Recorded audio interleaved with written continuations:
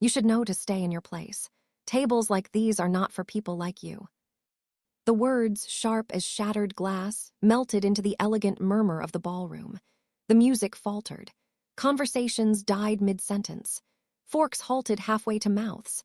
Diamond-clad gods and goddesses of disdain turned as one. The very air thickened, heavy with a silence louder than any symphony. And then came the laughter. It was not a sound of joy. It was a weapon, sharp and cruel, forged by generations of unearned privilege and designed to wound. Isabelle, heiress to a dynasty built on steel and shadows, leaned over her chair. She was a vision in a gown of liquid silver, a garment that seemed to mock the very light it reflected. A smile devoid of warmth, holding only the cold promise of cruelty, twisted her perfect lips. In her hand, a crystal glass of vintage Bordeaux gleamed like a captured star. Without hesitation, she tipped it. A torrent of deep red wine, the color of blood and old fortunes, cascaded downward. It caught the light from the 1,000 facets of the grand crystal chandelier, a grotesque waterfall of crimson. Before it reached its target, the liquid crashed onto the immaculate hair of the woman below, soaking her elegant chignon, streaming down her scalp in sticky rivulets. It dripped along her temples, traced a path down her jaw, and spilled onto her emerald green gown, blossoming into dark, hideous stains that destroyed the fabric's pristine perfection. The sound of the wine hitting her, soaking her, was unnaturally loud in the sudden, absolute void of the room. It was a wet, violent sound that made people flinch. A few scattered gasps erupted, sharp and sudden. Stifled, nervous laughter burst from a table of young men who saw cruelty as a spectator sport. And inevitably the phones came out, an army of glowing rectangles, their lenses hungry for scandal, desperate to capture and consume another's humiliation. The wife of a prominent surgeon covered her mouth with a horrified hand, eyes wide. A group of heirs in tailored suits leaned back, smirks spreading across their faces as if they'd just been served the evening's finest entertainment. Isabelle threw her head back, her silver gown shimmering, and laughed again. It was a sound of pure, unadulterated triumph. She reveled in the attention, basking in it. "There, that's much better," she declared, her voice carrying like a trumpet call across the silent room. "Green never suited you, my dear. Red looks so much better." She dangled the now empty glass from her fingertips, swinging it back and forth as if it were a newly won trophy. Some guests, eager to align with power, laughed on command. Others offered a few polite, timid claps. The message was brutally clear, understood by everyone in the room. This was a display of dominance, a public execution of dignity. But the woman in the emerald gown, Seraphine, the black CEO, did not move. She did not flinch as the wine dripped down the collar of her ruined dress. She didn't wipe the sticky liquid beginning to dry on her skin. She simply sat still, hands resting on the table, perfectly composed. It was a stillness so profound it felt like defiance, a calm so absolute it was unsettling. Her eyes, which had been lowered, rose slowly. It wasn't the panicked gaze of a victim or a desperate plea for help. It was a slow, deliberate, calculated ascent. Her gaze swept over the stained tablecloth, the shocked faces of the other guests, and locked onto Isabelle with a quiet, terrifying force. The laughter in the room began to weaken. One by one, the servile chuckles died, strangled in throats. The wave of noise collapsed back into a suffocating silence. Isabelle shifted slightly, her triumphant smile tightening at the edges. She tried to force another small laugh, tossing her platinum hair in a studied gesture of nonchalance, playing to the audience she still thought was hers. "Come now, don't be shy. Give a little smile for the cameras," she taunted, gesturing with the empty glass toward the sea of glowing phones still trained on their table. But even she could feel it. The tide was turning. The spectacle was no longer under her control. The wine-soaked woman needed no words. Her stillness was heavier than any scream, more powerful than any outburst of anger. Every drop of wine falling from her chin onto the pristine white linen was a silent declaration. Every second of silence that stretched out built a pressure in the room that Isabelle's laughter could no longer pierce. The grand ballroom itself, with its gilded ceilings and crystal chandeliers, seemed to bend around Seraphine's composure. The chandelier still sparkled, but the spotlight had shifted. The wine-drenched woman was no longer an object of ridicule. She was becoming something else, something unshakable, a center of gravity around which every glance, every thought, every whispered fear now revolved. The silence wouldn't last, it couldn't. The tension was too thick. Murmurs began to coil through the room like venomous smoke. A diamond-draped woman leaned toward her husband, her hand shielding her mouth as she muttered, "Did you see that? She just sat there, not a tear." Another man, a rival developer, chuckled under his breath, shaking his head. "She won't last 5 minutes in this circle, not with that kind of passivity." But amidst all the murmurs, there was no contempt from the far end of the long table. A seasoned investor frowned, his eyes narrowing at Isabel's gleeful performance. A quiet murmur reached his neighbor. "Too far, that was too far." The words were barely audible over the click of a phone's shutter. And the phones, oh, they were everywhere. A dozen different angles captured the wine still seeping into Seraphine's gown. Every snapshot was destined for social media feeds and gossip columns before dessert was even served. Some held their screens to their faces, bathed in the cold light of vicarious drama. Others tried to be discreet, pretending to check messages, while their lenses etched the humiliation into digital memory. Laughter resumed, not from everyone but from a specific, predictable corner. The young heirs, those who had never worked a day in their lives, slapped each other's backs. One of them, eyes gleaming with casual cruelty, leaned toward his friend. "She should be grateful. That Bordeaux costs more than her entire outfit, I bet." Their laughter was loud, brash, designed to fill the void left by Seraphine's refusal to react. A woman in pearls smiled, adjusting the napkin on her lap. "Isabel's right. She doesn't belong here. Look at her, she can't even defend herself." Isabel, hearing these murmurs of support, raised her empty glass again, as if conducting an orchestra of derision. She gave a mocking curtsy toward the still figure in green, basking in what she perceived as a wave of validation. "A toast to interlopers," she announced with a smirk. More laughter, more forced applause, more clinking glasses. Yet beneath the cacophony of cruelty, another kind of tension was brewing.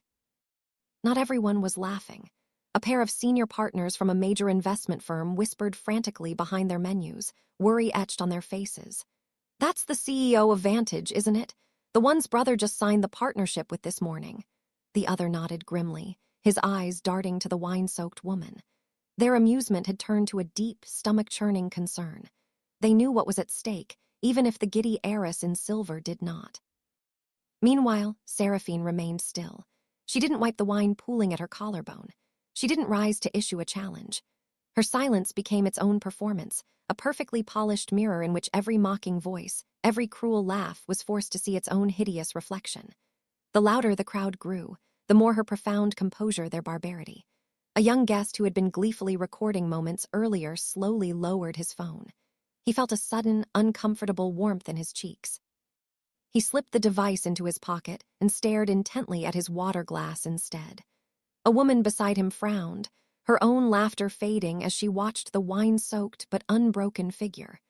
Something about the scene no longer felt amusing. It felt dangerous, as if the entire gilded room was holding its breath, waiting for an inevitable, catastrophic turn. Isabel, gloriously oblivious, blew a kiss to her audience of cameras. "Remember this night?" she cried, twirling theatrically in her silver gown. "This is what happens when you sit where you don't belong." Her laughter broke out again, sharp and wild, echoing against the marble columns and into every corner of the opulent hall. But in the silent spaces beneath that laughter, in the charged pauses between gasps and applause, the glances began to shift. The balance of power was changing. Not everyone was laughing anymore. Not everyone was blind to the reckoning that was coming. At the center of it all, wine dripping steadily onto the marble floor, Seraphine waited. Her gaze never wavered. The wine dripped from a lock of her hair, slid along her cheekbone, and vanished into the stained folds of her emerald gown. Yet she sat, spine straight as steel, hands resting lightly on the table as if nothing had happened. Around her, the room buzzed with nervous, crackling energy. Laughter too shrill, murmurs too sharp, the clink of glasses used to mask growing unease. But when her eyes rose again, all that noise seemed to dim. She looked first at the empty glass in Isabel's hand, the weapon-turned trophy. Then she raised her gaze higher, locking onto the heiress's face. The smug, satisfied smile on Isabel's lips faltered. It was only for a fraction of a second, barely noticeable, but in that moment of absolute silence, the crowd felt it. Seraphine's gaze was deliberate, unhurried, piercing. She didn't need to speak. Her silence cloaked her like armor, its weight crushing the entire room. Her composure was now the loudest thing in the hall. A ripple of deep unease spread among the guests. A man shifted in his seat, suddenly and acutely aware of the foolishness and volume of his laughter moments earlier. Another woman lowered her phone, a flush of shame creeping up her neck for having been caught recording such a cruel act. The cameras were still pointed, but their owners were no longer so certain they wanted proof of what they were witnessing. Isabelle tossed her hair, forcing a brittle, fragile laugh. "What no comeback? Cat got your tongue," she sneered, but her voice cracked slightly at the edges. She leaned closer, waving the glass in a mocking gesture of triumph. "You should thank me. No stylist in the world could make you stand out like this." Her cruelty was a physical thing, a wave of malice radiating from her, but it met only the impenetrable wall of Seraphine's silence. And then, slowly, Seraphine blinked. A single, measured blink, her wine-heavy lashes lowering and rising. When her eyes opened again, they were cold, calm, utterly impassive. It was the gaze of someone who had already seen the end of the game, someone who held the power to end the entire charade with a single thought. Isabelle felt it. She took an involuntary step back, just half a step, but it was enough. The sharp-eyed observers in the room noticed. Murmurs rose. "Did you see that?" "She's not even angry," someone whispered. "No," another voice replied, laced with a new, dawning unease. "She's waiting." Oh, Seraphine adjusted her posture slightly, straightening in her chair. She lifted one hand, not to wipe the wine but to rest it gently on the stem of her own water glass. Her fingers curled around it with a quiet, unshakable certainty. The movement was small, almost insignificant, but it captured everyone's attention. Her gaze never left Isabelle. She let the silence stretch, a silence so thick and heavy it could drown the mocking snickers that tried in vain to reignite. The crowd, without realizing it, leaned in, drawn by the immense gravity of her stillness. And in that charged, pregnant pause, something shifted fundamentally. The spectacle no longer belonged to the woman in silver. The spotlight had moved. Every eye was now fixed on the wine-soaked figure at the table, not as a victim, but as the calm, silent center of a storm no one else could see coming. Isabelle forced another laugh, too loud, too hollow. She waved to the crowd, as if trying to reclaim their attention, but her eyes darted nervously back to the woman she had failed to humiliate. And what she saw in return was not weakness, it was a warning. The grand ballroom buzzed with an attention so palpable it could almost be tasted. Guests leaned toward each other, their voices low, a web of unease spreading like fine cracks across a sheet of glass. The wine continued to drip. The silence continued to deepen. And at the center of it all, Seraphine's eyes told a story no one else dared to voice aloud. "This isn't over." Isabelle shifted her weight, the heels of her designer shoes clicking softly against the marble floor as she tried to regain the room's rhythm. Her smile widened, but it was now brittle at the edges, the kind of desperate smile that dared the crowd to laugh with her or risk being seen as against her. She twirled the empty Bordeaux glass between her fingers, letting it dangle nonchalantly at her side. "Oops," she announced, her voice dripping with false innocence that fooled no one. "I guess I got a little carried away. But seriously, look at her. She's much prettier like this, don't you think?" She made a grand gesture towards Seraphine, who sat, silent, dripping with wine, like a statue carved from pure determination. A few obedient, nervous chuckles followed. A handful of applause rose from her loyal inner circle, people whose fortunes were tied to her family, all desperate to keep her ego, and their positions intact. One man clapped too loudly, his forced laughter bouncing through the room like shattering glass. But beyond that shallow circle of sycophants, the mood wavered. Guests exchanged uneasy glances. A woman took a long sip of her champagne, her eyes wide with discomfort over the rim of her flute. An older gentleman meticulously adjusted his cufflinks, suddenly finding the pattern of the tablecloth more fascinating than the spectacle before him. Isabelle threw her head back, basking in what she tragically mistook for admiration. She raised her chin, her silver gown catching the light, the diamonds at her ears glinting with every exaggerated theatrical gesture. She was undeniably beautiful, but her beauty had soured into something sharp, arrogant, and ugly. She paraded around Seraphine's chair like a predator circling its prey, her heels pounding a sharp rhythm of disdain. Tell me, she leaned in close, her expensive perfume mingling with the sour scent of spilled wine, her tone dripping with venom. What does it feel like to sit among us? To wear your little emerald dress and pretend you belong? Did you really think no one would notice you're an imposter? The room held its breath. Every syllable was a calculated strike, every pause a fresh insult. Isabel wanted to break her target, not just with wine, but with words, to strip her dignity layer by painful layer until nothing remained but raw, exposed shame. And then she laughed again, louder, shriller, turning her head to the crowd. Don't be shy, everyone. Look closely. This is what happens when you climb too high, too fast. Phone flashes crackled. Glasses clinked. But the energy was weaker now, taut and ready to snap. Even those still laughing sensed the unease rumbling beneath their own voices, the nagging thought that the joke had gone too far. Seraphine remained unshakable. Her silence began to feel less like passivity and more like a storm gathering on the horizon. She didn't speak, but her presence spoke volumes. Her gaze tracked Isabel's every exaggerated movement with a calm, unsettling precision, as if quietly measuring the weight of each insult. Isabel tried to hold that gaze but found herself looking away, unable to bear its silent, burning weight. She spun again, tossing her hair, twirling her empty glass in frantic circles. She leaned into her role as the villain, convinced a powerful enough performance could erase the tremor of doubt creeping into her chest. "Smile for the cameras," she sneered, lowering her voice just enough for those closest to hear. "This will be the only headline you'll ever make." Her laughter escaped once more, but it sounded different now, weaker, more desperate, struggling against the heavy, disapproving silence that pushed back from the woman she had tried to destroy. And across the table, through the room, people began to see it. This cruel spectacle was no longer entertaining, it was unraveling.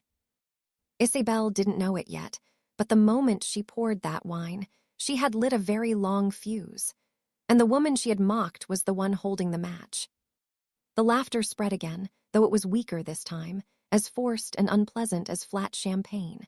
A handful of guests, eager to stay on the side of money and power, clapped their hands against the table, trying to sustain the cruel atmosphere. Their voices rose in a shallow chorus. "That's right," barked a young man from the back of the room, his diamond cufflinks catching the light as he raised his glass in a mocking toast. "Interlopers should know their place."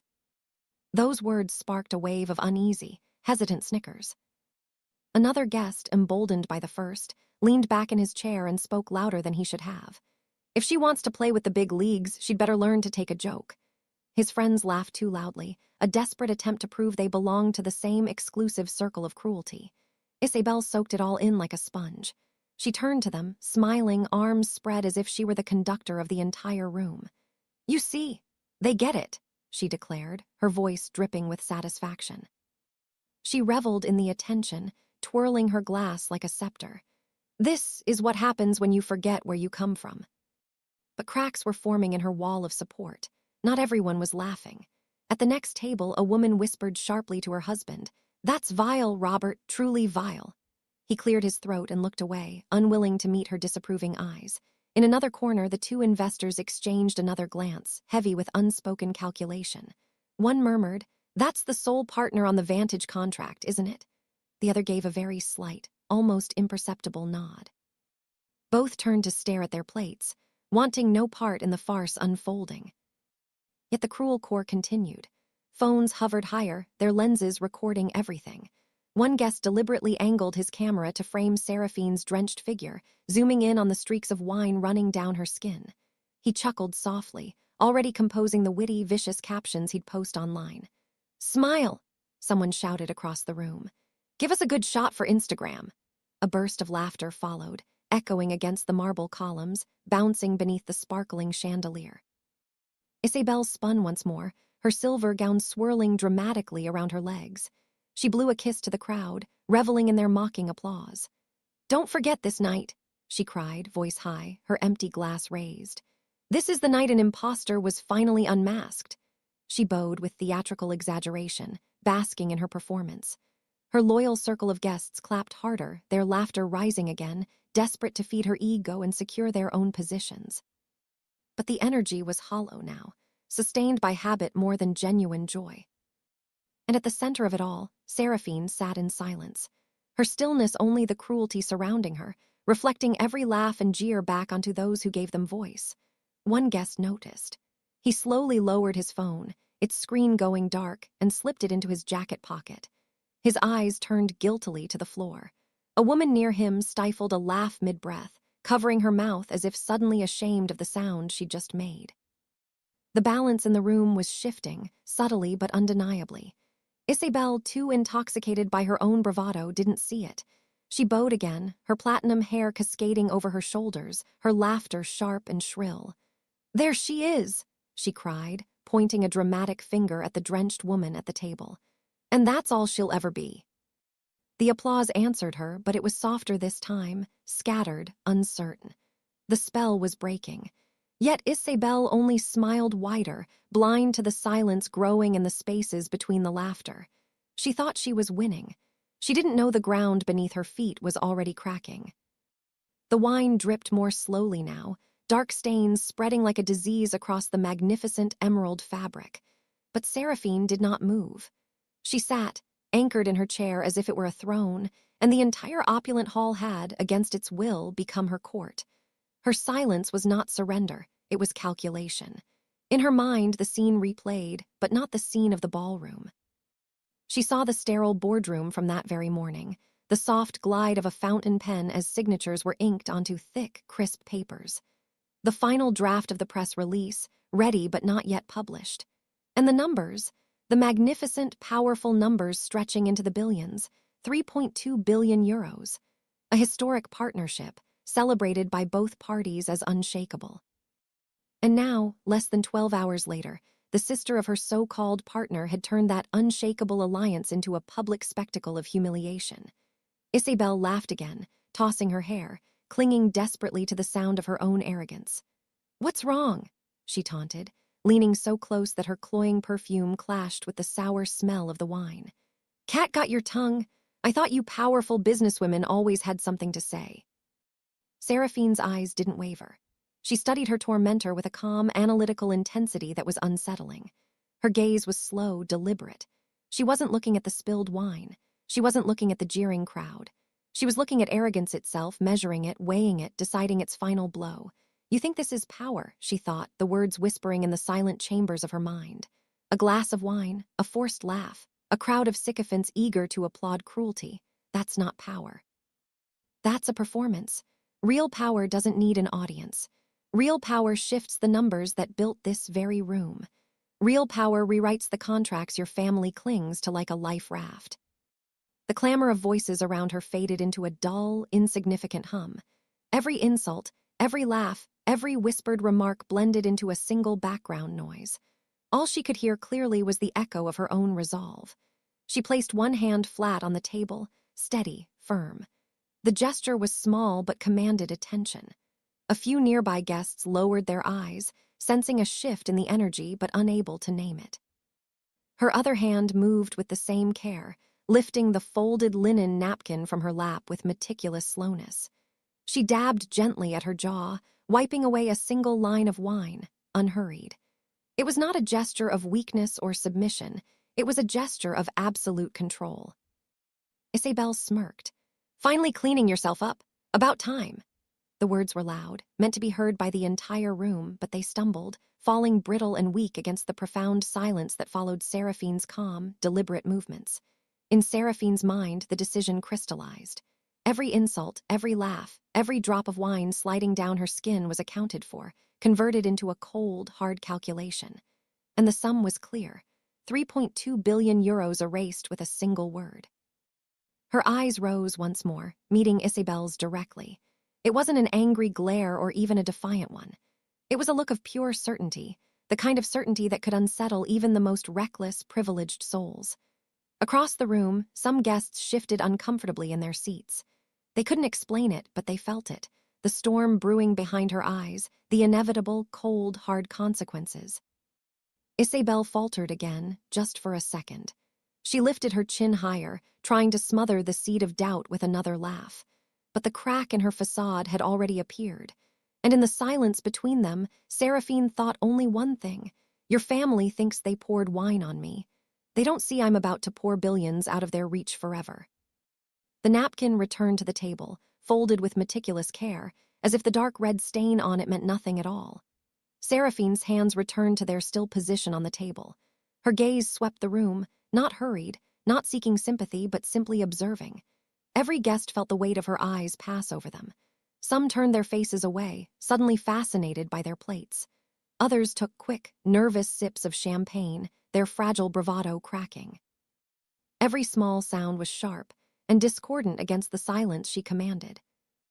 Isabelle, tragically mistaking this calm for victory, strutted closer, her heels striking the marble in a ritualistic, deliberate click. "There it is," she announced loudly, turning to the crowd as if delivering a theatrical line. The silence of someone who knows she doesn't belong.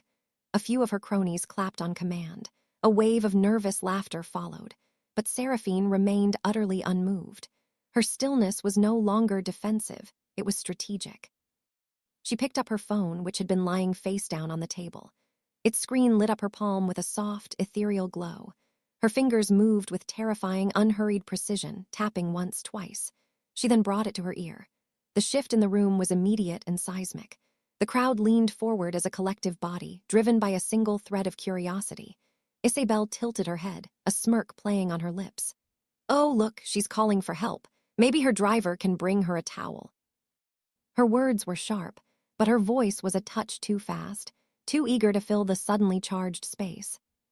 Seraphine's tone when she spoke was nothing like Isabelle's shrill taunts. It was calm, cold. Each syllable fell like a piece of iron into the silence. "End the contract," she said. "Effective immediately." A heavier, deeper, more absolute silence than ever before crashed over the room. The hall seemed to contract, the very air pressing inward. Even the string quartet in the corner, which had been quietly waiting to resume, faltered. A cellist's bow slipped against the strings, creating a single discordant note that floated in the air like a ghost. Conversations froze mid-murmur. Eyes widened. Glances darted from person to person.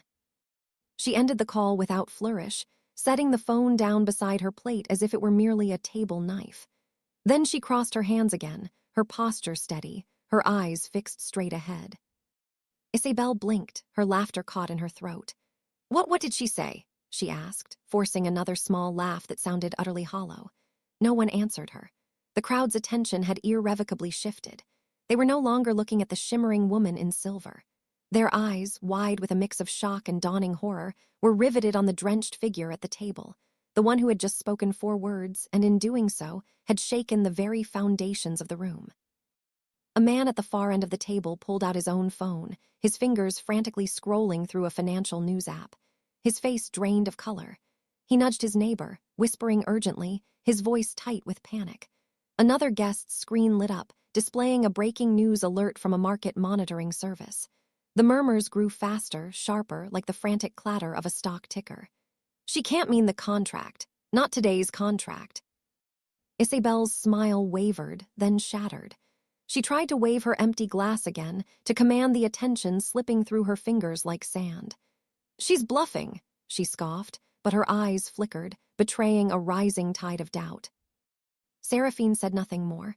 She didn't need to. Her silence was louder than any declaration. The immense weight of what she had just done began to settle into the grand hall like ash after a volcanic eruption. Isabelle laughed once more, a sound too loud, too strained, too desperate. But fewer people joined her this time. Her performance was unraveling, and she was the only one who didn't seem to realize how completely, utterly she had lost control. At the center of it all, drenched in wine but utterly untouchable, Seraphine sat in perfect calm. Her silence was no longer just a statement. It was a verdict. The seconds stretched into an eternity, every eye in the room darting from the woman in emerald to the heiress in silver. The buzz of murmurs turned into a low, anxious rumble as words collided, scattered, and rose again. Somewhere at the back, a phone chimed with a market alert. Another followed, then another, a cascade of digital notifications confirming the disaster. The first man who checked his screen paled. "Oh my God," he muttered, his fingers trembling as he scrolled through the initial reports. "It's real. She's pulling out. The entire contract is dead." His neighbor leaned over, eyes widening in horror at the blinking red numbers on the screen. One by one, screens lit up across the room like fireflies in a dark forest. Notifications of the partnership's termination spread like a digital plague. The contract, the investment, the billions, suddenly, irrevocably gone. The official headlines hadn't been written yet, but the financial tremors were already shaking the room's foundations. A woman clutched her husband's arm, her knuckles white. "She couldn't have," she whispered, her words trailing off into stunned disbelief. "She did," he whispered back, his own voice hoarse with shock. 3.2 billion euros erased with one phone call. The string quartet had stopped playing entirely, their bows hanging frozen above the strings, the musicians waiting for a permission to continue that would never come. The only rhythm left in the room was the sound of Isabel's heels clicking frantically on the marble as she paced, her smile completely broken, her face a mask of confusion and growing panic. "She's bluffing," she insisted, her voice louder now, tinged with desperation. "It's a trick, a bit of drama, that's all." Her laugh was shrill, piercing, but this time no one picked it up, not a single person. Heads were bent over glowing screens instead, conversations sparking like live wires. "It's gone, the whole fund, look at the futures market, it's already tanking. I just got the same alert from my broker. Do you understand what this means for her family?" Isabel spun toward the crowd, arms outstretched in a pleading gesture. "Why are you all looking at your phones?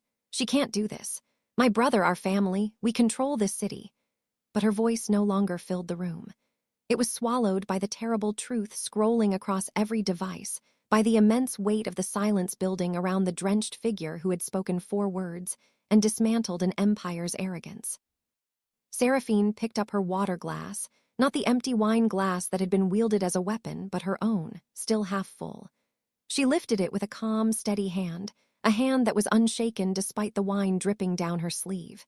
She brought it to her lips, took a slow, deliberate sip, then set it back on the table with soft, silent grace. No announcement, no explanation, just composure. The room erupted, not with laughter, not with applause, but with a storm of shocked murmurs that seemed louder than any cheer. Chairs scraped the floor as guests leaned toward each other, frantically piecing together what had just unfolded before their eyes. Some sat rigid, too stunned to move. Others scribbled notes on napkins, their minds racing, already thinking of boardrooms and headlines waiting beyond these gilded doors. Isabel's breathing quickened. She spun back toward the woman she had tried to humiliate, her silver gown clinging to her as if even the fabric knew the fire had gone out. "You think you can scare me with this little game?" she demanded, but the tremor in her voice betrayed her completely. Seraphine raised her eyes again, as calm as ever, meeting her tormentor's gaze with the same impassive steel. She didn't respond. She didn't need to. The room itself answered for her, because everyone in that hall now understood with chilling certainty that this was no theater. This was power, real, terrifying, world-altering power. Isabel's laugh tried to rise one last time, a brittle, forced sound, but it broke before it could fill the room. The audience no longer belonged to her. Guests shifted in their seats, their faces lit by the cold, merciless glow of their screens. Their murmurs sharpened with a new, urgent tone. No one cared about her shrill taunts anymore. They cared about the numbers, the markets, the seismic financial shift trembling beneath their own fortunes. A man near the head of the table, a hedge fund manager, barked into his phone, his voice shaking with adrenaline. "Sell! Sell everything now." Those words carried like a distress flare in the night, triggering more calls, more frantic murmurs across the room. A woman in silk clutched her purse so tightly her knuckles turned white. She looked across the table at Seraphine's drenched figure and whispered, almost to herself, "She actually did it." Isabel spun on her heels, her silver gown flaring dramatically, as if the motion alone could pull the spotlight back to her. "Don't listen to her," she cried, but her words rang hollow, swallowed by the rising storm of panic. "She can't. She doesn't have that kind of power. My brother, our family." But the crowd was no longer listening. They had seen enough, heard enough. Seraphine's profound silence had spoken louder than her rival's shrill, desperate protests. Seraphine, still seated, adjusted her posture with effortless grace. She placed her hands flat on the tablecloth's linen, her fingers relaxed, her eyes sweeping the room as if surveying her own private domain.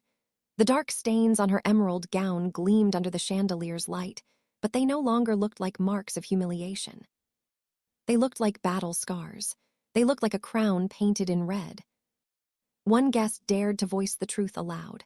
"The room is hers now," he said, his voice low. Heads around him nodded in solemn agreement. It was undeniable. Isabel's mask of arrogance finally cracked, then shattered. She spun toward Seraphine, her voice trembling under the weight of her fury.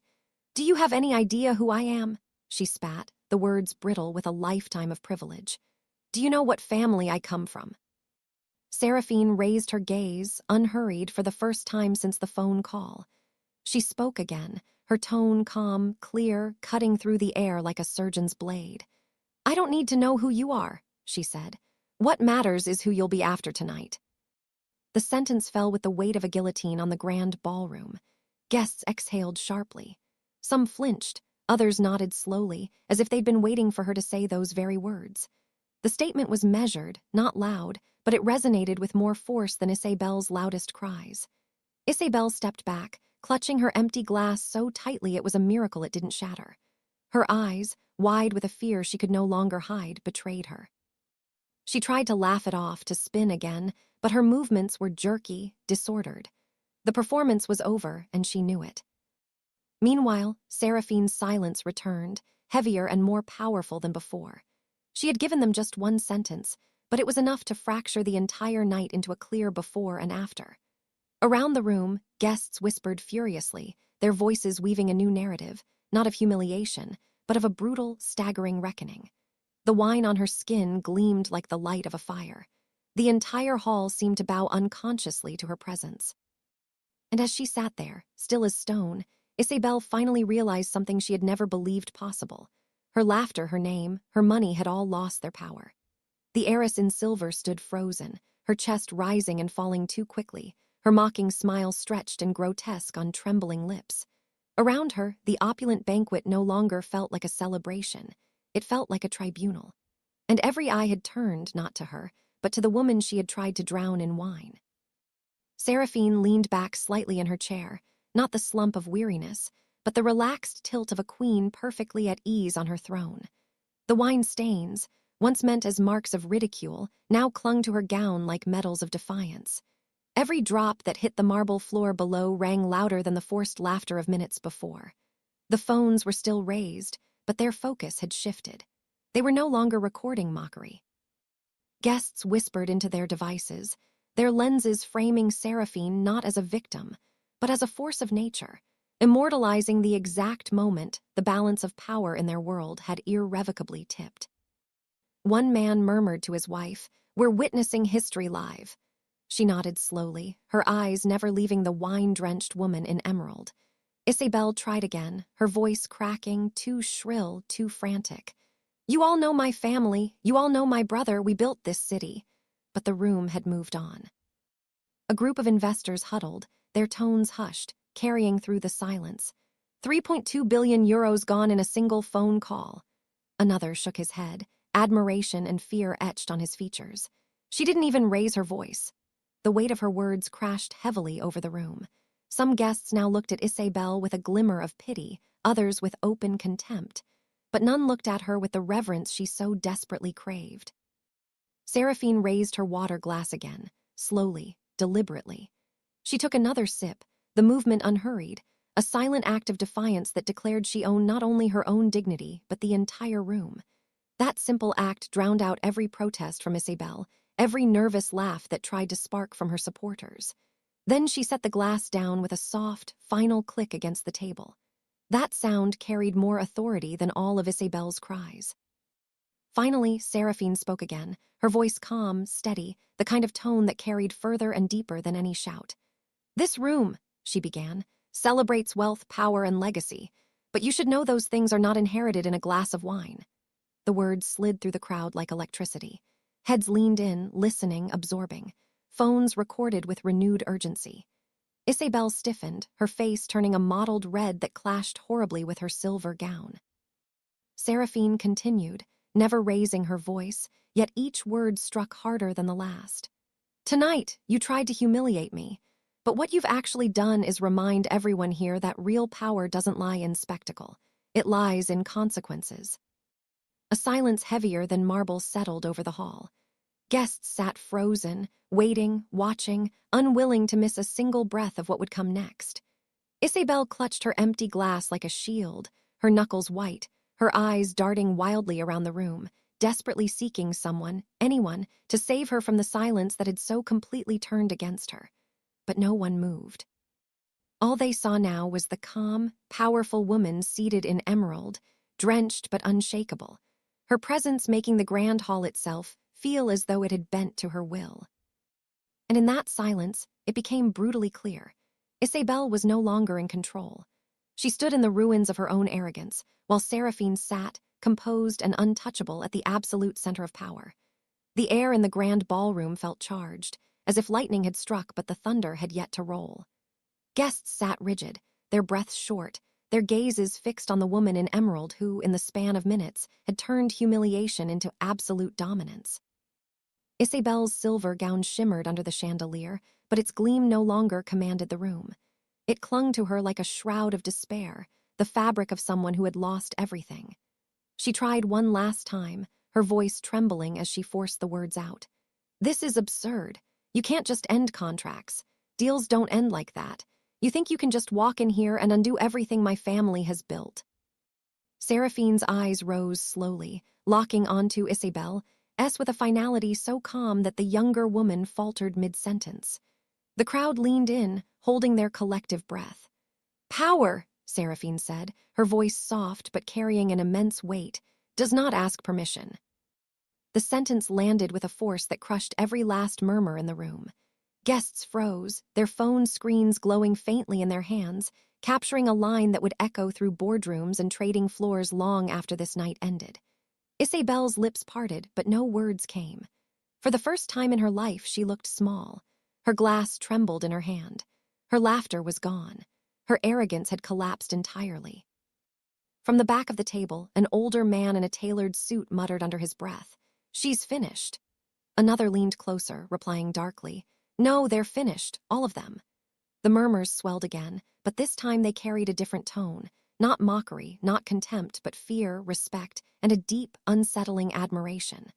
The tide had turned so completely that everyone in the room knew they were witnessing the end of one era and the beginning of another. Seraphine adjusted her posture, the wine still dripping faintly from her gown. She rested her chin lightly against her hand. She didn't need to speak further. Her silence was now the verdict, her composure the sentence. Isabel stepped back, her heel catching for a moment on the smooth marble. She searched frantically for support, the friends who had laughed with her, the allies who had applauded her cruelty, but their eyes refused to meet hers. They were all too busy watching the woman she had failed to shame, the woman who had instead proven untouchable. Even the string quartet, frozen in the corner, seemed to wait for Seraphine's unspoken command to resume. The entire room had realigned around her presence.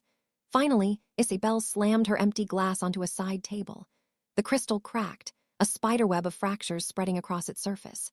"This isn't over," she hissed, though her voice shook too much to be convincing. She turned abruptly, her silver gown swirling like a fire losing its oxygen, and stormed toward the exit in a furious stride. But her departure was not a triumph. It was a retreat, a rout. Seraphine didn't rise. She didn't need to. She simply watched, her eyes steady, until the grand doors closed behind the woman in silver. The silence that followed was thick, absolute. And then, slowly, the murmurs resumed, not about the scandal, but about legacy, about power, about billions shifted with a single phone call, about the woman who had endured humiliation but walked away as the only name that mattered. The doors closed with a heavy, final thud, and the echo lingered like the last note of a requiem. Isabel was gone, but the weight of her arrogance still hung in the air, now exposed and pathetic in everyone's eyes.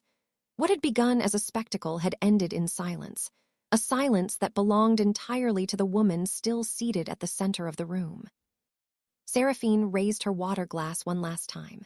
The chandelier's light danced on its edge, and for a heartbeat, the crowd didn't see the stains on her gown or the wine faintly dripping onto the marble. They saw the unshakable composure of a leader who had turned mockery into mastery.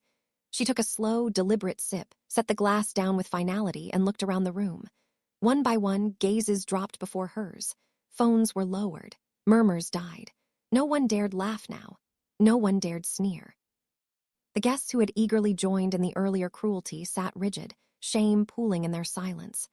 Others, those who had watched with quiet unease, now leaned forward with a respect they could no longer conceal.